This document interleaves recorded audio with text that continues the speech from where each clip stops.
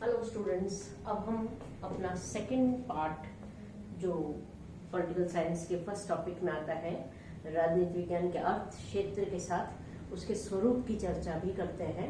आज का हमारा ये लेक्चर उस सेकंड पार्ट से रिलेटेड है। राजनीति विज्ञान की प्रकृति क्या है, राजनीति विज्ञान का स्वरूप क्या है, what is the nature of political science. हमारा ये आज का लेक्चर इस पर बेस्ड है। राजनीति विज्ञान के बारे में जब चर्चा की जाती है तो जैसे मैंने पिछली क्लास में आपको बताया था कि इसके नाम को लेकर भी विभिन्न विचारकों में मतभेद रहे हैं, उसी तरीके से इसके क्षेत्र को लेकर भी विद्वानों के बीच में एक विवाद का विषय है, उनके विभिन्न मत हैं। कुछ लोग कहते हैं राजनीति विज्ञान एक कला है, इट इज एन आर्ट। कुछ कहते हैं कि राजनीति विज्ञान एक विज्ञान है। हमारा ये टॉपिक इसको बारी बारी से लेगा। पहला पार्ट हम ले रहे हैं कि ये कला है, यानी राजनीति विज्ञान as an art, political science as an art. इसके बारे में चर्चा करेंगे कि जिस तरीके से कला मनुष्य के जीवन को सुंदर बनाती है, मनुष्य को एक आदर्शवादी जीवन का चित्रण कराती है, जिस तरीके से कला समस्याओं को निपटाने के लिए मार्गदर्शन देती है, उसी तरीके से राजनीति विज्ञान भी एक आदर्श जीवन की स्थापना करती है। यानी कि राज्य कैसा होना चाहिए, राज्य में कौन सी चीजों को समाहित किया जाना चाहिए, राज्य के कुछ ऐसे नीतियों का निर्माण किया गया जिससे मानव जीवन को सुधारा जा सके। तो उस रूप में हम राजनीति विज्ञान एक कला के रूप में आदर्शवादी जीवन की स्थापना करती है।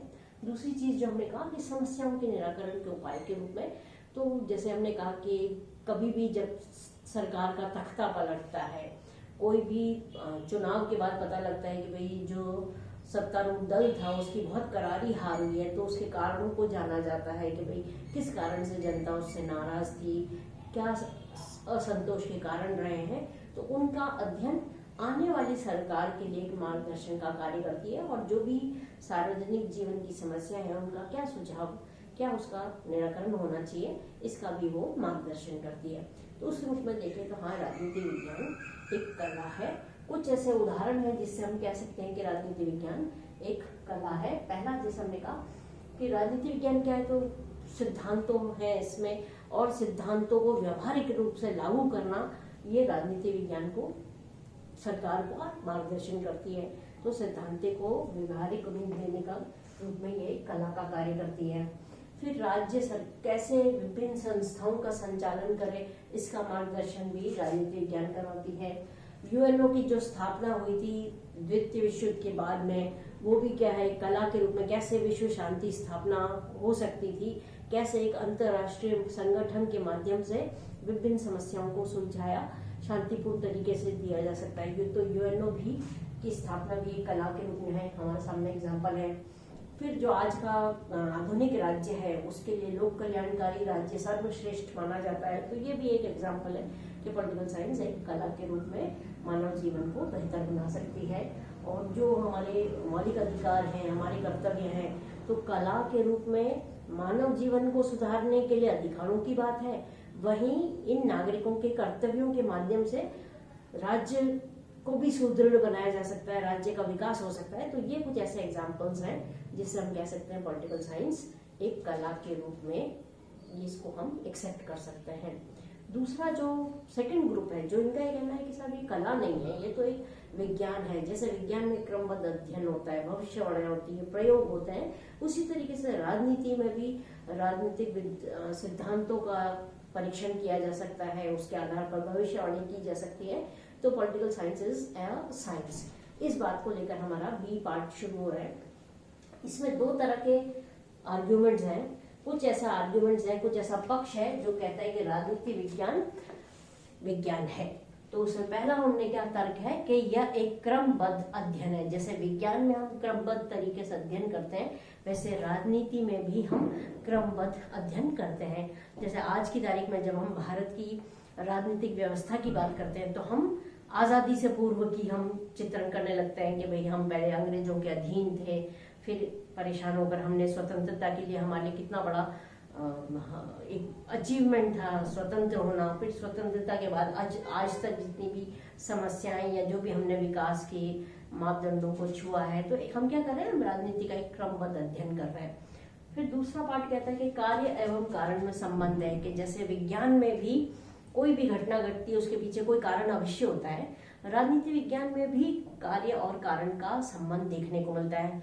जैसे हम देखते हैं कि भाई जब जब महंगाई बढ़ी है तब तब उस राज्य में सरकार के विरुद्ध जनता ने मतदान किया है, या जहां भी अधिकारों का हनन होगा, जहां भी जनता को दबाया जाएगा वहां क्रांति अवश्य होगी। तो ऐसे कुछ कारणों और कार्य का संबंध हम पॉलिटिकल साइंस में देखते हैं। प्रयोगात्मक अध्ययन की जब भी सरकार, जैसे नोटबंदी आई भारत में, तो वो एक प्रयोग था भ्रष्टाचार को भारत से मिटाने का। तो क्या है कि कई बार सरकारें नई योजनाएं लेकर आती हैं एक प्रयोग के रूप में, और यदि वो सफल होता है तो उसको आगे कंटिन्यू करती है, और यदि वो सफल नहीं होता है तो आने वाली सरकार या वर्तमान की जो भी सरकारें हैं वो उसको ड्रॉप करने की सोच लेती हैं। तो जैसे विज्ञान में प्रयोग होते हैं वैसे राजनीति विज्ञान में भी प्रयोग होते हैं। सर्वमान्य सिद्धांत इसमें भी है। जैसे हमने कहा कि विज्ञान में सर्वमान्य है कि सूर्य हमेशा पूर्व से निकलेगा, ऐसे ही राजनीति विज्ञान में भी लोकतंत्र एक सर्वाधिक लोकप्रिय प्रणाली है, या जहां भी जनता के अधिकारों को सुरक्षित रखा जाएगा, जहां जनता की बेसिक नीड्स रोटी कपड़ा और मकान वो जहां भी लोगों की पूर्ण होगी वहां पे खुशहाली अवश्य होगी। तो ऐसे सर्वमान्य सिद्धांत यहाँ पर भी है। फिर भविष्यवाणी संभव है, तो अक्सर अपन देखते हैं कि चुनाव के परिणाम आने से पहले ही हमारे जो एक ओपिनियन पोल्स हैं, एग्जिट पोल्स हैं, ये पहले से ही बता देते हैं कि साहब फला फला जो है पार्टी को सरकार बनाने की स्थिति में है या नहीं है। तो इस तरीके से भविष्यवाणी पॉलिटिकल साइंस में भी हो सकती है। फिर राजनीतिक विचारों और सिद्धांतों का वैज्ञानिक अध्ययन इसमें किया जाता है, कि जैसे हम भौतिक चीजों का अध्ययन हम भौतिक विज्ञान में करते हैं, ऐसे ही राजनीति में राजनीतिक जो भी सिद्धांत है, विचार है, उसका अध्ययन भी वैज्ञानिक पद्धति से किया जा सकता है। तो इन सारे तर्कों के आधार पर हम कह सकते हैं राजनीति विज्ञान एक विज्ञान है। अब हम ले रहे हैं बी पार्ट, जो ये मानता है कि राजनीति विज्ञान विज्ञान नहीं हो सकता। इनका ये कहना है कि सब विज्ञान में चीजें एकदम फिक्स्ड है, उसके सिद्धांत बिल्कुल निश्चित हैं, वहां एक स्पष्टता है, लेकिन पॉलिटिकल साइंस में ऐसा नहीं है। क्यों? तो पहली चीज तो कहते हैं कि दोनों के अध्ययन विषय वस्तु में एक बहुत बड़ा अंतर है। जहां भौतिक विज्ञान के जो सिद्धांत हैं, जो विषय वस्तु है, वो एकदम निश्चित है, लेकिन राजनीति विज्ञान में मानव का अध्ययन किया जाता है, और मानव तो हमेशा ही परिवर्तनशील है।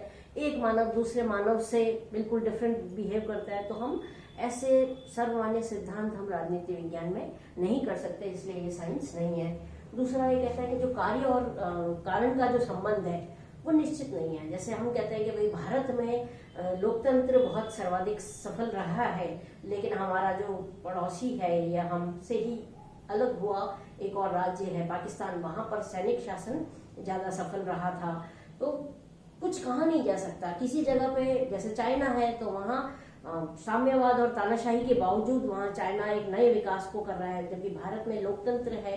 तो कोई भी ऐसा एक सिद्धांत हम पूरी दुनिया पे लागू कर दें, ऐसा निश्चित यहाँ पर नहीं हो सकता।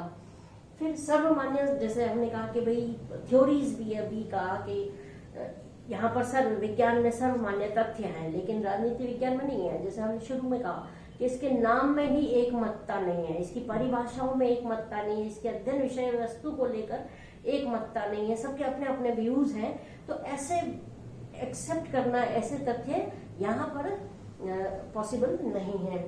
फिर इसकी जो भविष्यवाणी है, हम अक्सर देखते हैं कि ओपिनियन पोल्स में कहा जाता है कि साहब ये जो सरकार है इसको बहुमत नहीं मिलेगा, और उसके बिल्कुल विपरीत जो है परिणाम आते हैं। तो राजनीति विज्ञान में ऐसी निश्चित भविष्यवाणी जैसे विज्ञान में की जाती है, ऐसी राजनीति विज्ञान में नहीं हो सकती। तो ये हमने आकलन किया था political science, is it a science और नॉट, इस बारे में ये जो तर्क दिए हैं वो उस पर है। अब निष्कर्ष के तौर पे हम क्या कहेंगे कि पॉलिटिकल साइंस साइंस तो है, लेकिन कैसा साइंस है? ये एक सोशल साइंस है, एक सामाजिक विज्ञान है। इसकी जो अध्ययन वस्तु है वो मनुष्य है, वो समाज है जो परिवर्तनशील है। तो विज्ञान की तरह यहाँ परीक्षण भी हो सकता है, भविष्यवाणी भी हो सकती है, लेकिन उतने निश्चित तथ्य और सिद्धांत इसमें नहीं हो सकते। ठीक है।